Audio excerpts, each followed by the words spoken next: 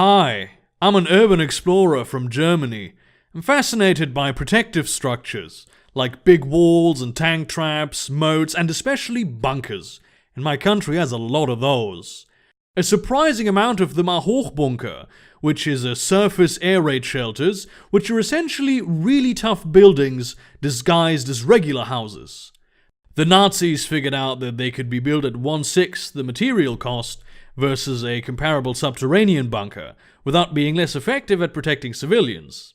I find that fascinating because it's so counterintuitive. So imagine how happy I was when rumors popped up that there was an abandoned farmhouse in southern Brandenburg, which is in East Germany, that was actually a Hochbunker. I packed in some fellow enthusiasts and we decided to go check it out right away. The three of us, Kevin, Leon, and me, met up in a nearby town and asked a shopkeeper for the best way into the woods. He told us, but said that going there wasn't a good idea. This was supposed to be the most haunted place in the state, and his little brother had run away from home as a kid, into the forest, and never returned. That just made it all more interesting, to be honest. We couldn't drive up all the way there, so we had to make our way through the forest for a few kilometers. After about 20 minutes into the trek, Kevin stops and asks us if we, too, are hearing music.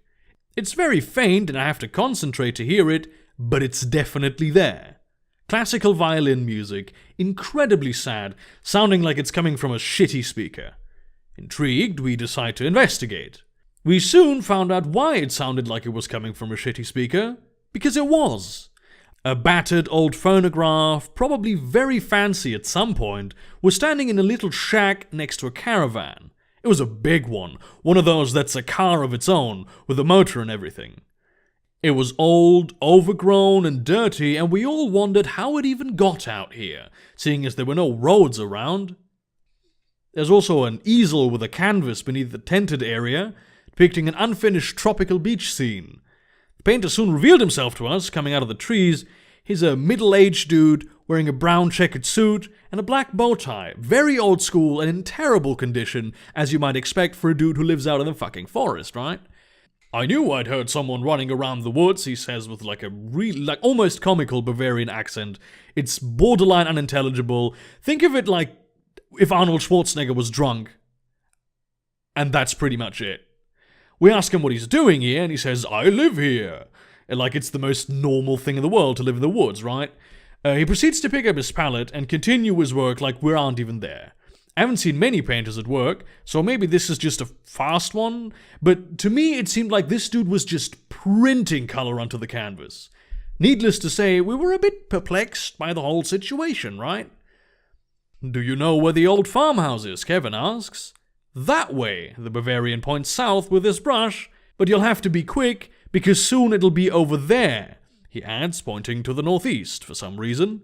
We nod in silent agreement that this guy is obviously nuts. Have you ever been there? I ask, curious what conversation this dude will yield. Why would I go there? He answers. Looking at the canvas, I see that he's added a mushroom cloud over the ocean, complete with a shock wave and bright light. What are you painting? Asks Leon. Hawaii, the dude says, and trust me, someone saying Hawaii in a Bavarian accent, it's the funniest shit you'll hear in your life. I can't do it. I will never be able to do it. It's impossible, right? But it's... everything from that point on will not be funny to you anymore. Kevin points out that that's not what Hawaii looks like, obviously. And he goes, how do you know? Are you there right now? There's a moment of awkward silence, but the guy just keeps on painting. Look, I have things to do here, many scenes to paint. How about you go on your little adventure and leave me in peace, eh? So we did. We went northeast, not because he told us to, but because that's where our GPS told us to go. We'd pulled the coordinates off Google Earth, as you do. We made way quickly, even though there weren't any trails, and we didn't run into any other caravan-dwelling hermits. When we arrived at the spot, however, we found nothing, just more forest. So we decided to go up a hill and have a look around. We found the farmhouse in the exact spot we'd just come from, and all of us could have sworn it wasn't there just a moment before. Probably just missed it, is what we said at the time. Now, I say this is a farmhouse, but obviously there's no farm. This wasn't built as such, though the tool sheds are full of farming equipment, and there's even a rusty old tractor. There's no fields, no pens, no barn, no nothing, just a 3-storied farmhouse with closed shutters, though it turned out that there were no windows behind those shutters. Now you might ask, why the fuck would anyone build an air raid bunker out here in the middle of nowhere and go through all the trouble of disguising it? I have no idea. Which made the situation even more intriguing when we found the heavy front door closed, but unlocked. Now, usually, abandoned bunkers, regardless of whether or not they're legally accessible, are primarily giant galleries of graffiti waiting for visitors in total darkness. Some are good, most are terrible, as graffiti goes, but the walls are always covered in it. Not so in here. The walls are clean, or at least not full of graffiti. We were the first explorers to breach this place. Kevin immediately pulls out his marker to claim the structure, which is something urban explorers do around here when they first find a place. I suppose this is because there's overlap with the sprayer scene, a lot of it, somehow. He tags Entdecker, Overlord, Kraknote, Der Blaue Baron. The middle one is my tag, even though I never ride it anywhere I go alone because I'm not a fucking vandal. And we venture further into the building with our flashlights on. The air is damp and moldy, and we figure that we should have brought the filter masks, but we forgot those in the car, so fuck it, right? What an awesome place this is. Untouched by vandalism, everything's still in place. Large dining room for maybe 20 to 25 people with a metal table and wooden chairs, some of which are rotting quite severely. A storeroom filled with dusty cans imprinted with swastikas. Classroom. An office with real, authentic typewriters. Someone would plunder this place at some point in the future, so Leon starts taking pictures of everything. Upstairs we find bedrooms, ranging from tiny to family-sized, the mattresses completely rotted through, obviously. Above that is a gymnasium, a library with no books in it, and a locked room labeled Magazin, and even a small clinic.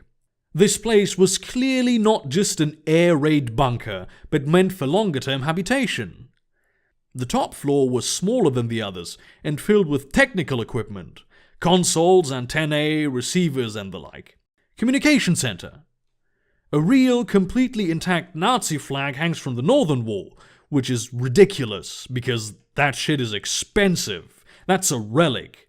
We decide then and there to give an anonymous tip to some historians or maybe archaeologists to go check this place out before the looters do.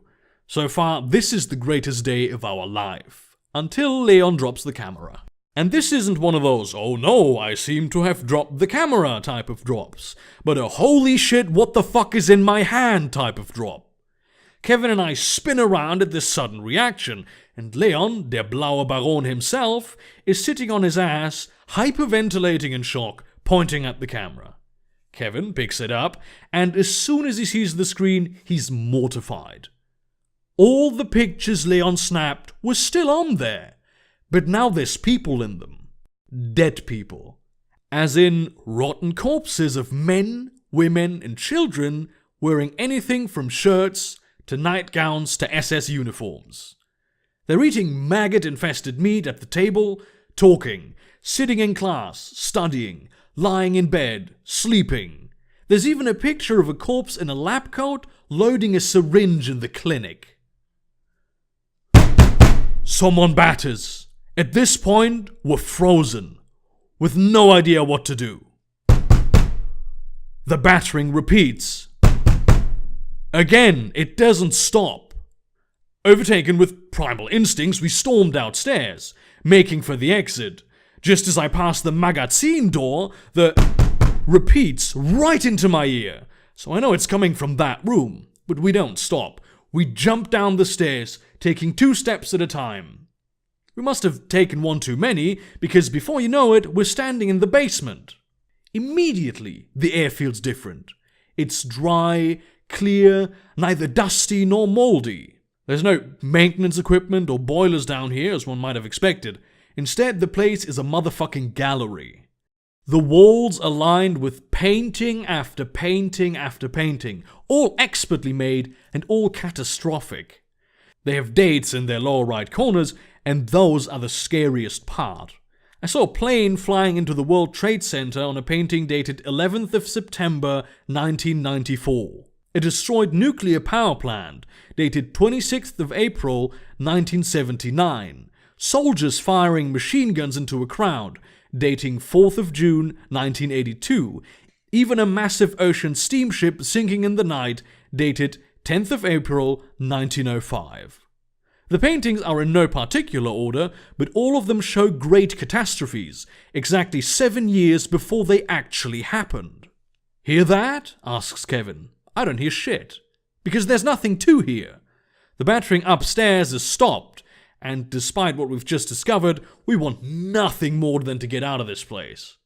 So I pull out my telescope baton, which is always useful to have when you're going to abandoned places because you never know who you might meet, and take the vanguard, but there's nothing happening on the ground floor.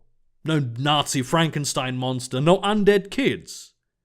Until someone breathes into my neck. I don't think at this point, I just sprint to the door, ramming it open with my shoulder, which still hurts today by the way, and make for the tree line, Leon and Kevin in tow. We run through the woods to where we parked the car, not stopping for air once. Shit was fucked. We didn't say a word until we arrived in town, where we decided to never tell anyone in the urban exploration scene about that place. We decided to lie, say it's burned down and is inaccessible, or better yet, that there's no bunker there at all, just a boring old farmhouse. Nobody would ever go in there again because it's boring as shit. To fully get rid of everything, we decided to destroy Leon's camera too. It was his idea, by the way, so we didn't just wreck his expensive equipment. We didn't even have to do that because it had melted down from the inside when the memory chip caught on fire. All this was about a month ago, right? And it's been haunting me ever since. I found out that Kevin, who I didn't know very well, but I did know him, killed himself a few days ago, and I've yet to hear back from Leon, who I called him right away. Mutual buddy told me that he went to India, probably for good, so really I just had to break my promise and share this somewhere before it drives me mad. And I figured no sleep is the best place to do so. This was an original short story by Gideon J.M.F. Weber, as narrated by the author. If you want more of this, make sure to subscribe to this YouTube channel or follow the blog, where you can also find read-only versions with no audio, in case that's what you want. Thank you very much for listening, and thank you for your support. Have a great day.